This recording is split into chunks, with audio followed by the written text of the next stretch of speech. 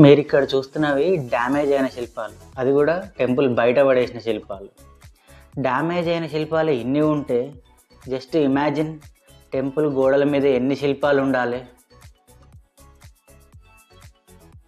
ఎదురుకుండా కనిపించేది బాహుబలి శిల్పం. అంటే హోయసాల రాజులు హిందూ మతాన్నే కాదు జైన మతాన్ని కూడా యాక్సెప్ట్ చేశారనమాట. Hello friends, welcome back to my YouTube channel. ఇది పార్ట్ 2 వీడియో హలేబేరి టెంపుల్ మీద. మీరు కనుక డైరెక్ట్గా ఈ వీడియో చూస్తున్నట్లయితే ఫస్ట్ పార్ట్ 1 వీడియో చూడండి, ఆ తర్వాత ఈ వీడియో ఇంకా బాగా అర్థమవుతుంది. పార్ట్ 1 వీడియో ఈ డిస్క్రిప్షన్లో ఇస్తాను, చూసేసేయండి. ఇంకా లేట్ చేయకుండా బ్యాలెన్స్ ఆర్కిటెక్చర్ని కవర్ చేసేద్దాం. మీరు ఇక్కడ చూస్తున్నది రావణాసురుడు కైలాస పర్వతాన్ని ఎత్తిన శిల్పం. ఒకసారి అబ్జర్వ్ చేస్తే అతని ఫేస్ చూడండి, చాలా కోపంగా ఉంది. ఎందుకంటే ఈయన కైలాస పర్వతాన్ని ఎత్తినప్పుడు పైన ఉన్న పరమశివుడు ఎడం కాలుతో కైలాస పర్వతాన్ని కిందకు తొక్కుతాడు. దానివల్ల కైలాస పర్వతం ఎడం పక్కకు వంగినట్లుగా కనిపిస్తుంది చూడండి. దీనివల్ల అతని ఫేస్ అంతా కోపంగా మారిపోయింది, ఎందుకంటే శివుడు అనుగ్రహించట్లేదని. సో అతని కోపంతో కత్తిని తీస్తున్నట్టుగా కూడా కనిపిస్తుంది. కాళ్ళు రెండు చూడండి ఎడంగా అయిపోయినాయి, ఒక కాలు లెఫ్ట్కి వెళ్ళిపోయింది, ఒక కాలు రైట్కి వెళ్ళిపోయింది. ఎందుకంటే పర్వతం బరువు ఎక్కి ఆ బరువును రావణాసురుడు భరించలేకపోయాడు. సో ఎట్లా కోపంతో కత్తి తీసి ఆయన మీద అటాక్ చేయడానికి ట్రై చేస్తాడు. ఆ తర్వాత శివతాండవ స్తోత్రం చదివి శివుడిని ప్రసన్నం చేసుకుంటాడు. ఒకసారి చూడండి, అతని చేతిలో ఒక బనానా షేప్లో ఒకటి కనిపిస్తుంది కదా, అదే ఆత్మలింగం. శివుడు రావణాసురుడికి ఇచ్చిన శివలింగం ఇదే. కానీ ఈయన దీన్ని లంకకు తీసుకెళ్ళలేకపోతాడు.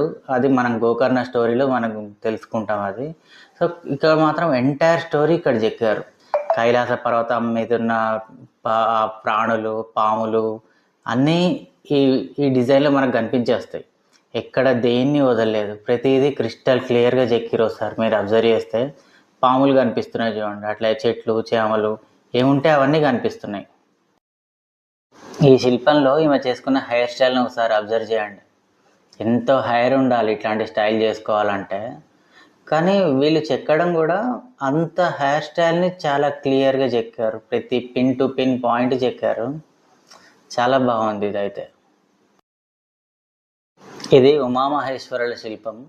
ఇటువంటి శిల్పాలు ఈ టెంపుల్లో 14 ఉన్నాయి మొత్తం. ఒక శిల్పానికి ఇంకో శిల్పానికి క్లియర్గా డిఫరెన్స్ చూపించారు. దీని పక్కనే ఇట్లాంటిది ఇంకో శిల్పం ఉంది చూడండి. ఇక్కడ ఉమామహేశ్వరుల శిల్పం ఉంది, అది నంది మీద కూర్చున్నట్టుగా ఉంది.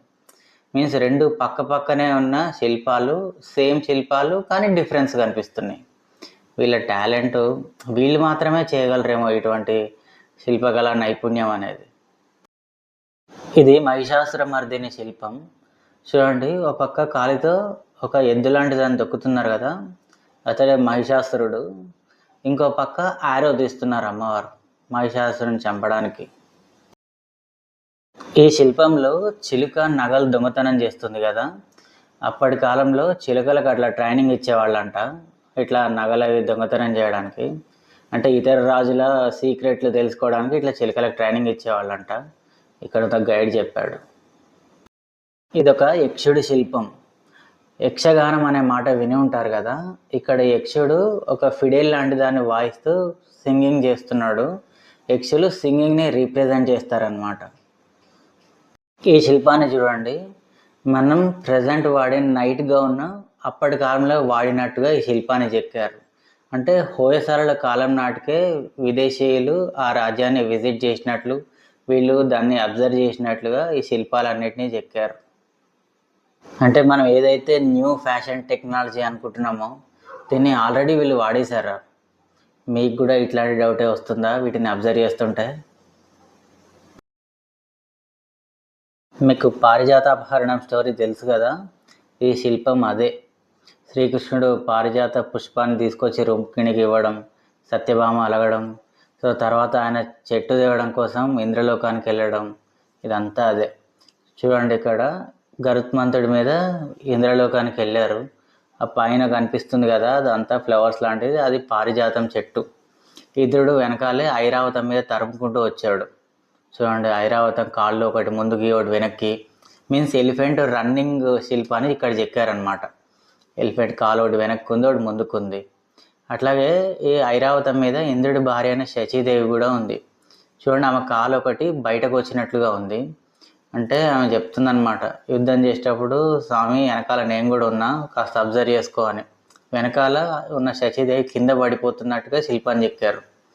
సో అది వీళ్ళ టాలెంట్. సో అంటే పారిజాతాభరణం స్టోరీ మొత్తం ఒకటే సింగిల్ ఫ్రేమ్లో ఒక ఏకశిల రాయి మీద చెక్కేశారు. వీళ్ళు మామూలు వాళ్ళు కాదు అసలు. ఈ శిల్పం రామాయణ కాలానికి సంబంధించింది.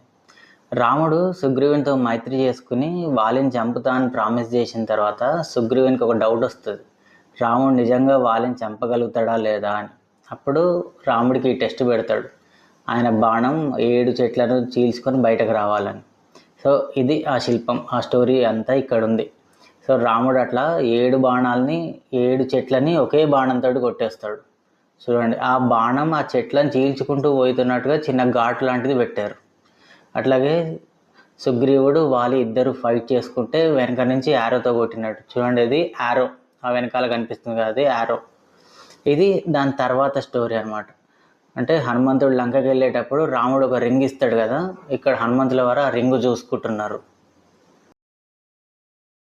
ఇక్కడ కనిపించేవి నందీశ్వర భృంగీశ్వర శిల్పాలు. ఈ దేవాలయంలో 3 వైపులా ఈ శిల్పాలు ఉంటాయి, ఒక్క వైపు ద్వారం మాత్రమే ఈ శిల్పాలు ఉండవు. అంటే ఈ టెంపుల్ కన్స్ట్రక్షన్లో ఉండగానే ముస్లిం దండయాత్ర జరిగింది. చూడండి, ఈ ద్వారంకి ఇరువైపులా ఈ 2 శిల్పాలు లేవు. అంటే ఈ కన్స్ట్రక్షన్ చేయకుండానే ఇది ఇక్కడితోటే ఆగిపోయింది. కన్స్ట్రక్షన్లో ఉండగానే ముస్లిం దండయాత్ర జరిగింది. అందుకే 3 ద్వారాలకు మాత్రమే ఆ 2 ద్వారపాలకులు ఉంటారు అన్నమాట, ఈ ద్వారానికి ఉండరు.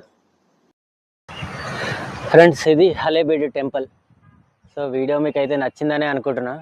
ఈ వీడియో నచ్చితే లైక్ చేయండి, షేర్ చేయండి, అట్లాగే సబ్స్క్రైబ్ చేయండి.